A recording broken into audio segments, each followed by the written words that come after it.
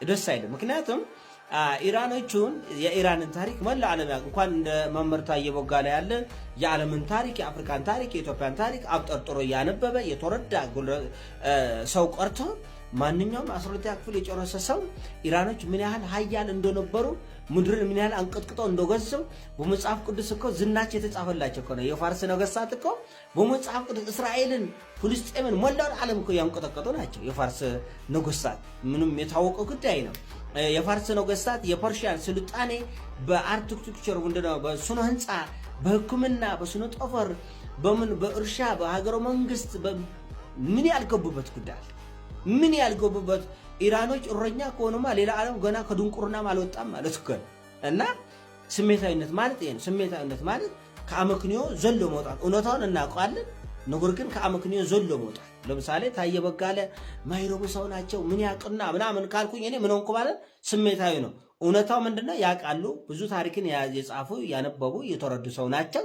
ስለዚህ ይህን ነገር ያዩበት መንገድ ከእውቀት ሳይሆን ከስሜት አንጻር እንደዛ አድርጓቸው ነው እንጂ የእውቀት ጉድለት ነው ብዬ አላምንም።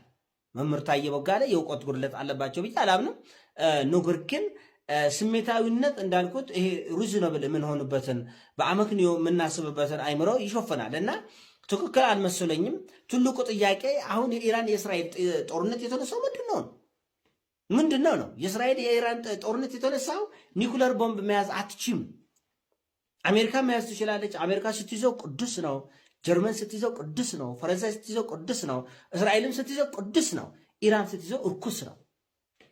ለምን? ኢራኖች ኒኩለር ቦምብ ከያዘው መሃይሞች ስለሆነ ጭንቅላት ስለሌላቸው ዓለምን ያጠፋሉ፣ አገር ያጠፋሉ የሚል አስተሳሰብ።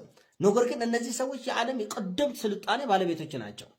ትናንት ሚጢጢ እና አሜሪካ እኮ የኢራን 100 እጥፍ ያነሰ ታሪክ ያላቸው አገሮች እኮ 100 እጥፍ በስልጣኔም በእውቀትም በምርምርም ቀደምት ህዝቦች ናቸው። ነገር ግን በታሪክ ከፍታም ዝቅታም ያለ ስለሆነ በታሪክ ከፍታ ዝቅታ ውስጥ ዛሬ ኢራኖቹ እዚህ ደረጃ ተገኝተዋል። ነገር ግን በዚህም ጊዜ በዚህም ዘመን ይሄ ሁሉ ማዕቀብ ለማመን እኮ ይከብዳል። ኢራን ላይ የተጣለ ማዕቀብ ለማመን ለመስማት ይዘገንናል። 40 ዓመት የተጣለባቸው ማዕቀብ አንድ የአሜሪካ ዶላር 940 ሺህ ይሄን በሰፊው እናወራዋለን። ጊዜ ሰጥቶን እናወራለን። 1 ሚሊዮን የኢራን ሪያል ነው የሚቀየር። ይዘገንናል። እንግዲህ አንድ ሰው በየአይነቱ በልቶ በአንድ ዶላር የአንድ ዶላር በየአይነቱ በልቶ 1 ሚሊዮን የኢራን ሪያል ነው የሚከፍሉ። ይሄ ሁሉ ጫና የመጣባቸው ለምንድን ነው? እኛ ምን ይዘው ኒኩለር ቅዱስ ነው። ጀርመን ተያዘው፣ ፈረንሳይም ተያዘው፣ ራሽያም ተያዘው። የቻይናና የራሽያ ጉዳይ ግድ ሆኖ እንደ ኢራኖቹ አንገት ለአንገት ተናንቀው የያዙት ጉዳይ ነው እንጂ በአሜሪካኖቹ በጎ ይሁንታ አይደለም። ስለዚህ ፓኪስታንን ስትይዘው፣ ህንድም ስትይዘው፣ ሌላው ሲይዘው ቅዱስ ነው። ኢራኖቹ ሲይዙት ግን እርኩስ ነው። ማንን አዛዥ ያደረገው? እኔ መምህር ታየ በጋለ ምናልባት እኔ ጋር የእውቀት ክፍተት ስላለ እንደው ቢያስረድኝ።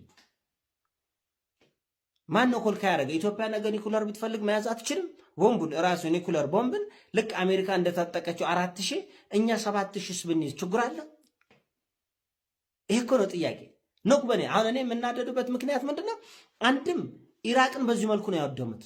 ማን ነው ተጠያቂው? እስቲ መምህር ታየ በጋለ እኔ እርሶን መጠይቀት ኢራቅ ያን የመሰለ ታላቅ ሀገር፣ በነገራችን ላይ ኢራቅን፣ ኢራንን፣ ሶሪያን፣ የመንን አሜሪካኖቹም አውሮፓኖቹም ለማበሻቀጥ ሞራል የላቸው፣ ይበልጣቸዋል። 100 እጥፍ ታሪክ ይበልጣቸዋል። አዎ ዛሬ በልጠዋል።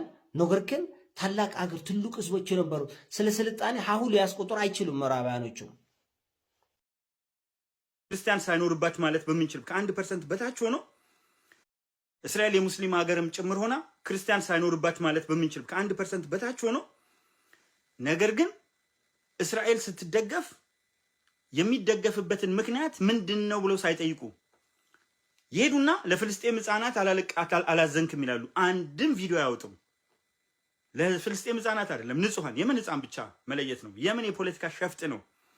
ለፍልስጤም ንጹሃን አዝኛለሁ፣ ለእስራኤል ንጹሃን አዝኛለሁ። ምንድነው የነሱ ጭቅጭቅ? አያስኩላቸው። አይታችሁ ከሆነ ከዚህ በፊት የለቀኩት ቪዲዮ ስር ኮሜንት ገብታችሁ ተመልከቱ። ራሱ ሙስሊሙ የሚናገረው እስራኤል የምትባል ሀገር አለች ስል የለም አሉ። ከፈለጋችሁ በታሪክ አለች 1 2 3 4 በመጽሐፍ ቅዱስ አለች 1 2 3 4 እስራኤል ማአት ጊዜ ነው በመጽሐፍ ቅዱስ ይጠቀሰችው። በደንብ ይታያል። የተባበሩት መንግስታት ድርጅት ነው ዓለምን የሚገዛው፣ እስራኤል የምትባል ሀገር አለች ብሏል። እናንተ ግን ትጥፋ እያላችሁ ነው።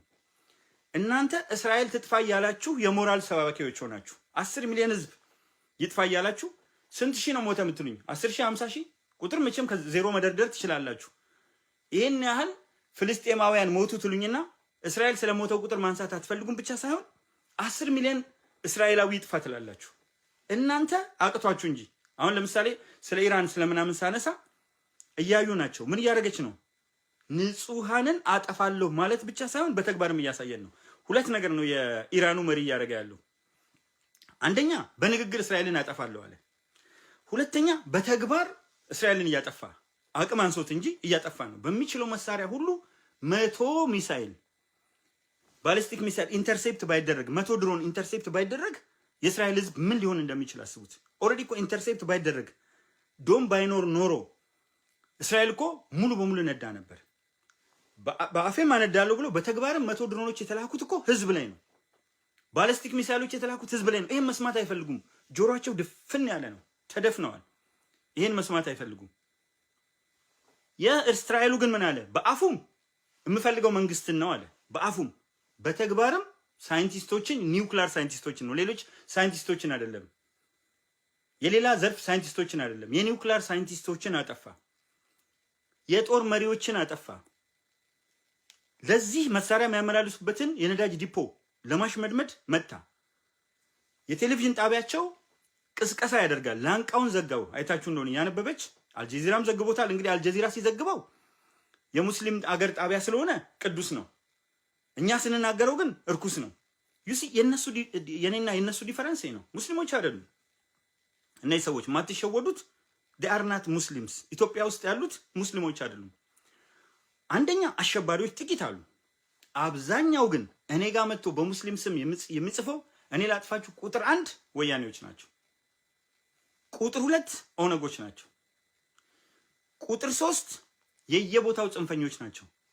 ቁጥር 4 የብልጽግና ዲጂታል ክንፍ አባላት ናቸው። እነዚህ ሁሉ ባገኙት አጋጣሚ ታየ ቦጋለ ላይ ጸረ ታየ ቦጋለ ዘመቻ ያደርጋሉ። ስለዚህ ቁጥራቸው ቀላል አይደለም። በሰፊ ቁጥር አንዱ 10 15 ነው የሚጽፈው ብዙ እንዲመስሉ። ምክንያቱም ንቀት አላቸው። ስሙ እየታየ አንድ ጊዜ ጽፎ እኮ አያበቃም። አሁንም አንድ ስድብ ከላይ ቀጥሎ ደግሞ ማንነታቸውን ያሳዩ ይመጣሉ። እነዚህ ሙስሊሞች አይደሉም። ሲጀመር እስልምናና እኔ ብያለሁ እዛ ጋር እስልምናና እስራኤልን አሳየው። እስራኤል እስልምናን ማጥፋት ቢሆን ዓላማዋ ከብዙ አጠገቧ እኮ ሙስሊም ሀገሮች አሉ። ኢራን ከየትና የት እኮ ነው ተንደርድራ የምትመጣው? አንድ ሁለተኛ የኢራን እስልምና እና የሌሎቹ እስልምና አንድ አይደለም። እያንዳንዳችሁ ታውቃላችሁ፣ ኢራኖች ሺአይቶች ናቸው። ሙስሊሞችን የሚያጠፉ ናቸው። ፕሪዶሚናንትሊ ስልጣን ላይ ያሉት ሺአ ሙስሊሞች ናቸው።